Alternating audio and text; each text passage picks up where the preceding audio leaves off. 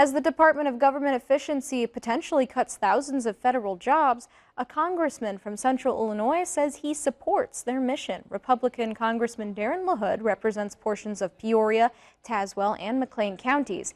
He said he is particularly concerned about unemployment insurance fraud. He believes DOGE can help the government recover stolen funds.